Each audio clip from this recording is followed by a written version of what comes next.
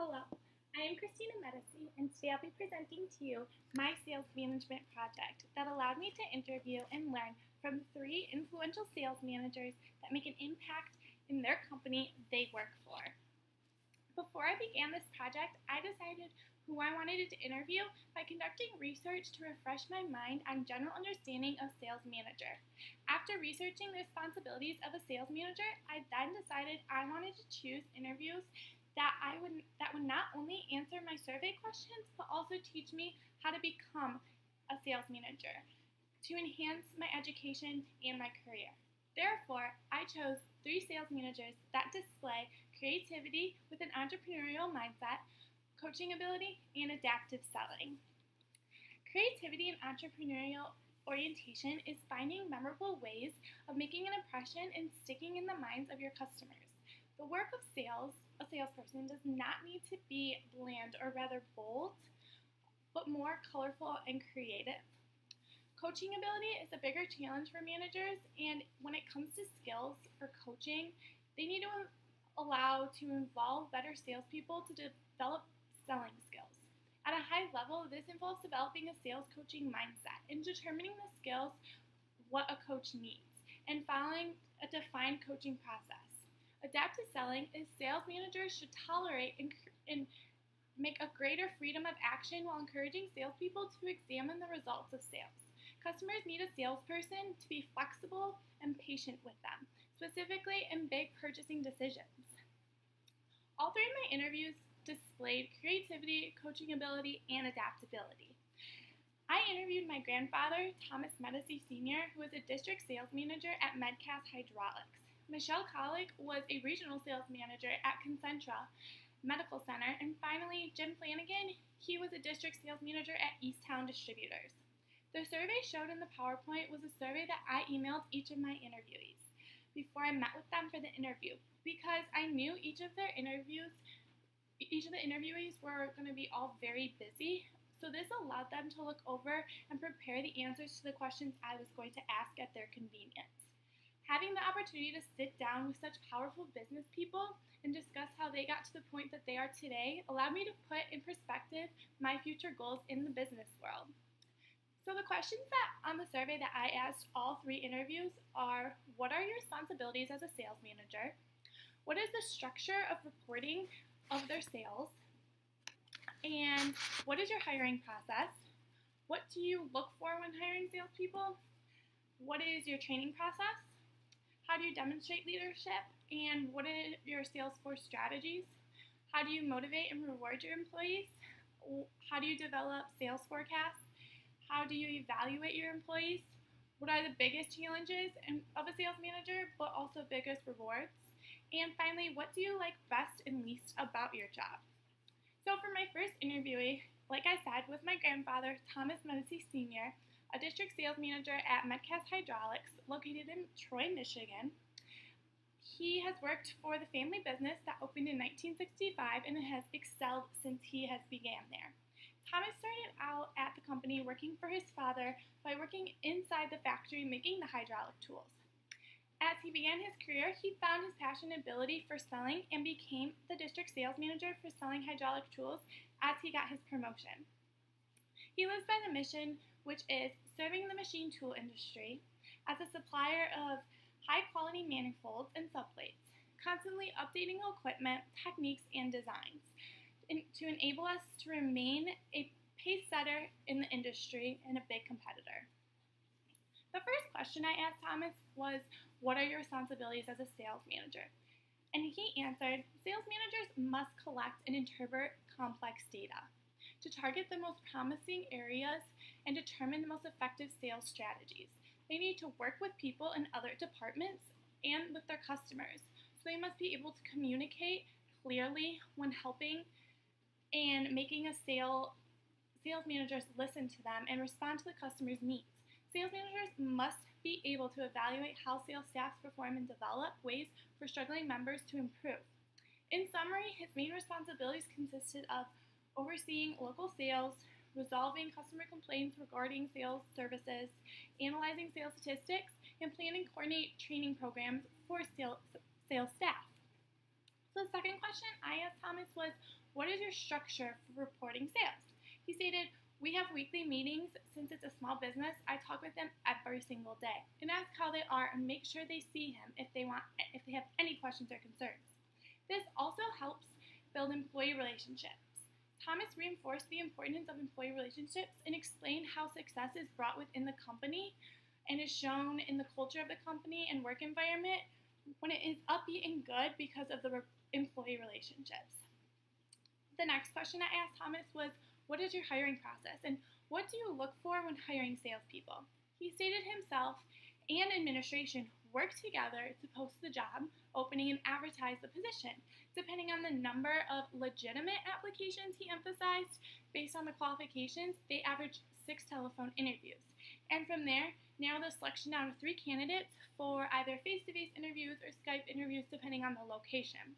Now, as he emphasized legitimate, this means he gets over 100 different applications for interviews every time he posts a job, which regularly only 10% of those are legitimate and have the qualifications that he requires. Now, the qualifications are based on someone who shows a competitive edge, they're reliable, and they have at least 2 years of sales experience in the machinery industry. When I asked Thomas, "What is the training process you use for a sales manager?" he responded, "There are 4 key phrases, which are evaluation, impact, training, reinforcement, and accountability." Evaluation involves knowing where your team is now, where you want it to be, and how you're going to get there. We start with an accurate assessment of current reality. And then the next phase is quick-hitting impact training for immediate awareness and base knowledge. Typically, this phase, he said, is a boot camp kind of training where he can bring everyone onto the same page very quickly. Impact training rarely creates a lasting success, he emphasized. And without reinforcement, it won't stick with them. So then it allows employees to apply that strategy and tactics discussed in the impacting phase and challenge their current status quo. This phase is the most crucial, and it's where the participants must reach out of their comfort zones and try something different and then apply it to their new habit. And then the final component involves more coaching and training for participants to move from an application to ownership and mastery so they can master the skills. The next question on the questionnaire survey was, "How do you demonstrate leadership? And what is your Salesforce strategy?" He stated, "Intuition defines great sales leaders and their ability to dispense tactical sales advice and add value during customer meetings of all selling styles. And using different selling styles will then allow," what he said, "the one-size-fits-all coaching style won't ever work. Rather, they need to adapt their style to suit each individual. Strategic leadership is needed in all sales leaders," he said. Thomas also stated that sales managers can be referenced to as battlefield commanders who must devise the organization's sales strategy to defeat competition. This requires plotting the best course of action and to maximize revenue using the most cost-effective sales model. When asking Thomas how he motivates and rewards his employees, he stated sometimes he gives his employees and salespeople inspiration, and sometimes that's just enough of a reward. But he also does things like buys them lunch, allows them to take a close parking spot for the week, puts them on social media so his friends and family can see a job well done, or give away a dinner gift card so him and his family, that person and their family, can go out and enjoy a nice night. The next question was, "How do you develop forecasts?" He examines his business's prior history as an indicator to future trends and also examines the history of competitors.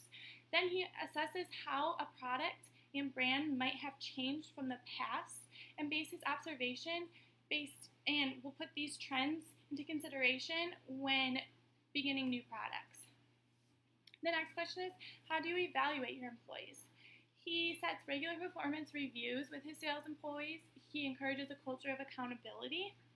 At Madcast, he performs weekly, monthly, and yearly reviews to encourage continuous improvement in the company. He uses constructive feedback, which is important for his sales team to understand where they are now and where they can be. and improve or add on anything to their sales objectives and goals. The next question was, what are the biggest challenges as a sales manager and the biggest rewards? Thomas stated his biggest challenges are getting work, keeping work, and finding work. So it can be a challenge to find any work in the manifold industry specifically and to keep that work from competitors. Also, he stated regulations can be tough and it's hard to understand all of them. There's always new ones coming out. But the biggest reward of his job is the feeling of accomplishment. At the end of the month, when he sees those sales reports and he went over and beyond his goal, he said that is such a bittersweet feeling and a feeling of accomplishment. So overall, Thomas Sr. is one of the hardest working businessmen I know. He definitely emphasized within his job, he doesn't like to be a babysitter, but he does love that he gets to be a motivator to his employees. And there is a perk of owning and being a sales manager of the family business because he is able to be flexible with his schedule. I was able to watch my grandfather advance the family business throughout my lifetime and learn how to become an effective sales manager, not only inside the interview that I conducted, but also throughout my lifetime watching him. And one day, maybe I'll help him own that business. The second interviewee I interviewed was Michelle Kollick, and she has been a medical sales manager at Concentra for 5 years now. She stated that she loved the work environment at Concentra and was able to offer a laid-back, stress-free work environment, but also excel in sales. Michelle got promoted to a sales manager after 2 years of working at Concentra. She stated becoming a sales manager has become one of her greatest accomplishments and enjoyments so far in her career. The first question I asked her was, what are your responsibilities as a medical sales manager? Michelle emphasized that her responsibilities include representing products and showing products to doctors, pharmacists, and other clients, persuading clients to buy your company's product, providing an after-sales service, meeting sales targets, making sure your team meets the sales targets, organizing and attending medical conferences, and keeping records of sales and their customers, reporting back to the head office of customers' needs. And she stated that a medical sales manager's job is to promote and sell medical equipment, customers which are doctors, nurses, and pharmacists. The medical sales manager will increase product awareness, provide advice, introduce new products for the doctors and nurses, and also they create excellent sales skills that are key requirements for medical salespeople. The second question I asked her was, what is your structure and how do you report to your salespeople? She said she constantly tells her salespeople that the best way to report sales to each other is by communication and communicating regularly while also giving continuous constructive feedback and listening to each other and most importantly, their customers. The next question I asked was, what is your hiring process? She said a very valuable key point that I think could be used in any hiring process is identifying what you want in the leader first and then basing your interview questions off of that. Not every person should be asked the same exact questions in an interview, she said. You have to have a base of questions and then take those base questions based on their attitude towards the opportunity you're presenting them and their body language. They do this sometimes face-to-face, they do this over Skype. Like Thomas said, it's all based on the location of who you're interviewing. The next question I asked her was, what is the training process you use? She stated sales training will focus on key issues of the sales force, which make the sales and which focus on key issues that sales leaders face every single day, and from making sales hiring mistakes to forecasting issues to conducting coaching conversations, everything in between that. She believes and lives by the statement, doing the job will learn the job. I thought that was great advice she gave us. So the next question I asked was, how do you demonstrate leadership? And what is your sales force strategy? Sales leadership requires vision, she said. Looking into the future of your business or your sales force strategy is to become sales leaders. She wants to create sales leaders that empowers people and one another to reach their goals and and team goals and individual goals. Empowering each other will motivate each other, and that way everybody in her team she knows can reach their goals. The next question I said is, how do you motivate your employees and reward your employees? She said she recognizes a job well done by using her employee recognition program. This program was designed to allow her employees to choose how they wanted to be rewarded.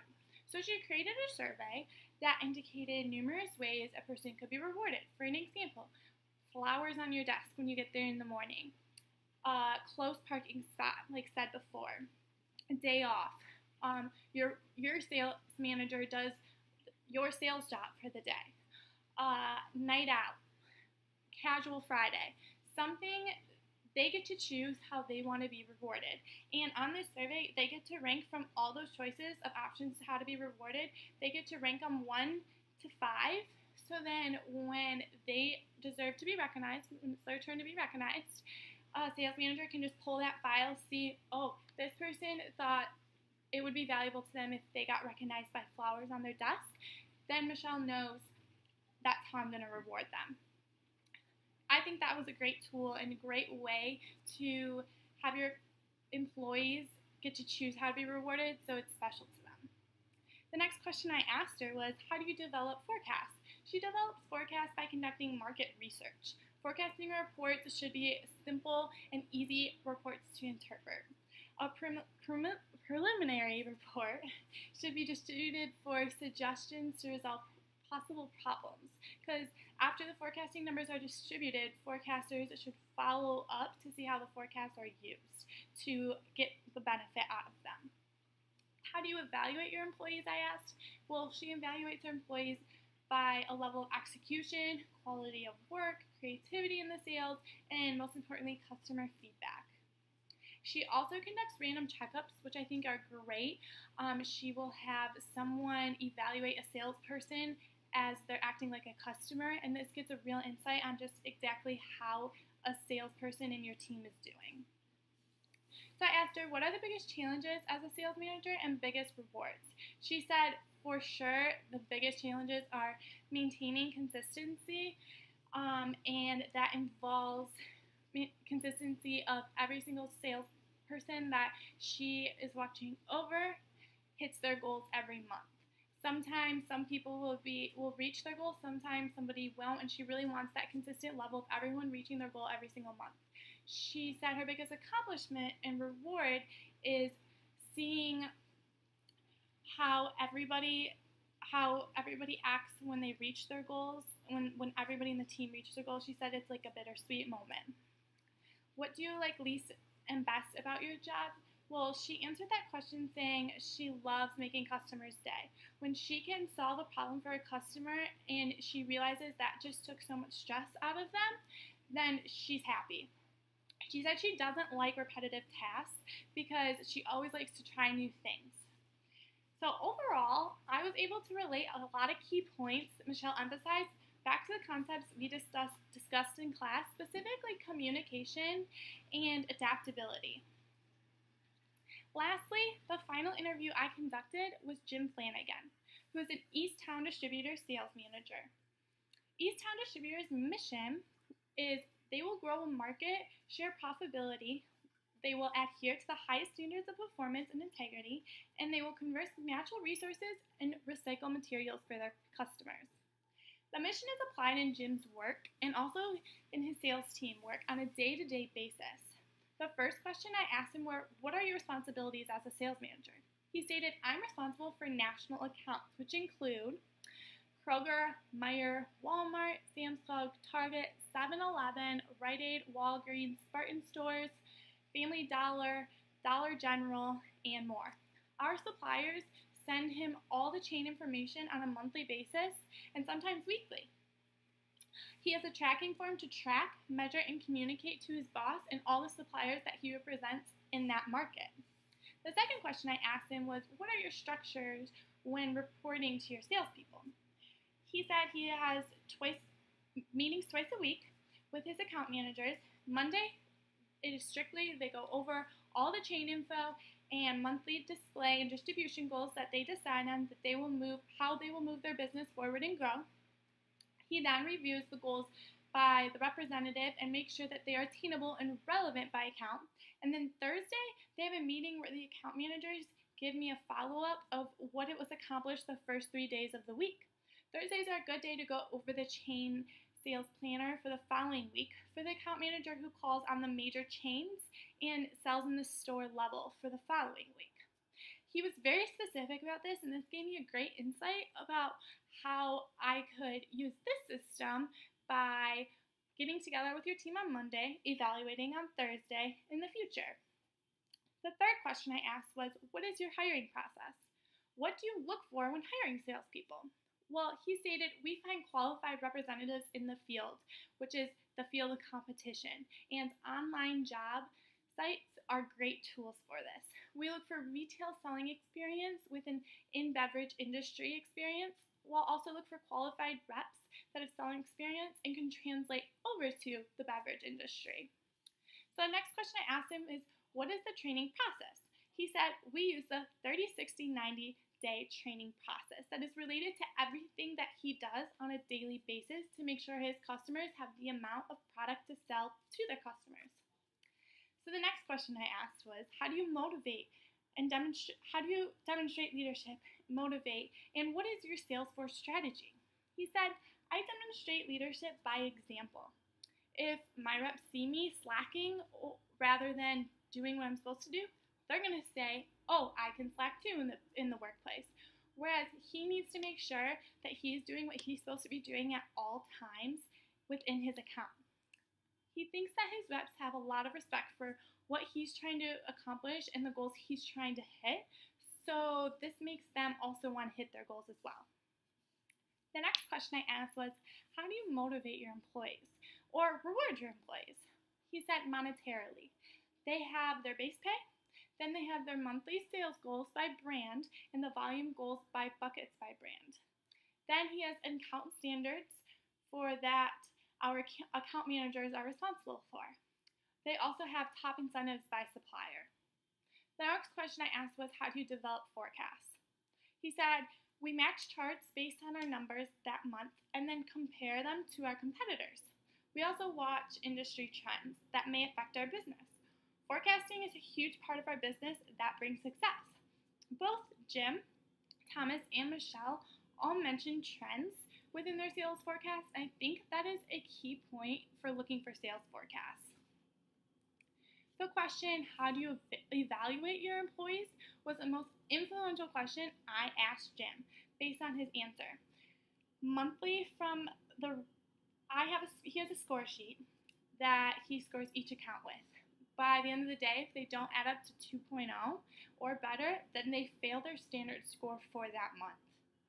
He has an end of the month score sheet that adds up all of the incentives that they earned for that month and over the top and retail conditions that he scored them on. He then tallies them up and he sits down and goes over them at the end of the month and review them and have them assign that form to put into file. This way, the employees are getting evaluated every single month and they know that they have to reach that 2.0 or better without failing. This is a great incentive and way to get your employees motivated. So when I asked him, what are your biggest challenges as a sales manager and your biggest rewards, he responded by saying making sure our reps are doing what they're supposed to be doing in the trade. Being short-handed, or Jim is always short-handed, he seems like, which that depends on the company that they're trying to sell the retailer to on a daily basis. He said he has over 760 customers that he sells onto on a weekly basis. That's a lot of customers. And for him to deliver a product to the accounts on schedule, on time, can be difficult. His accounts are delivered at the same day every week. So when they're short-handed and the burden fails, it falls back on him, and he needs to make sure that the accounts and that people are getting what they need on the right day, or else they'll be very upset or they'll think something went wrong and not get what they need within their store. So I asked him, what do you like best and what do you like least about the job? He said, despite some of the negative issues that he previously mentioned, He said that there are a lot of good things that happen within his company. He likes the fact that he sells to national brands within the beverage industry. He has been fortunate enough to take a lot of trips and have a lot of incentives within the 20 years that he's worked there. He said he is also very fortunate to work with owners that take great care of him, and he takes pride of his employees because to him, employees are the most important piece of his day-to-day work. Some of the negatives within his company is that a couple of his suppliers hire college students right out of college. They don't have any distributor experience. He feels that they need to know how the distributor works with the 3-tier system. This was some great advice as I'm a college student, needing when I see on a website that experience for a job is required. This is great to know that, yeah, I need to really put myself into the industry before I just accept a job. After interviewing all the influential sales managers, I took away one valuable key point from each sales manager that I thought would help me in my future career. Thomas emphasized the importance of structure and reporting of their salespeople by having weekly reflection meetings and daily conversations to build those customer relationships. Because to him, customer relationships are most important within his business. Michelle emphasized her hiring process by identifying that she wants to figure out what it takes to be a leader and what you want in a leader first before deciding what questions for the hiring process. And then Jim Flanagan, he emphasized how he demonstrates leadership, which is by example. He said that if his reps see him doing what he's supposed to be doing, then they will mock that action. Like I said in the beginning of the presentation, I was able to relate all 3 interviews back to 3 main concepts that were said in the book, which were creative and entrepreneurial orientation, which is one of the biggest challenges for companies doing lead generation is coming up with compelling reason for why people should do business with you instead of their competitor.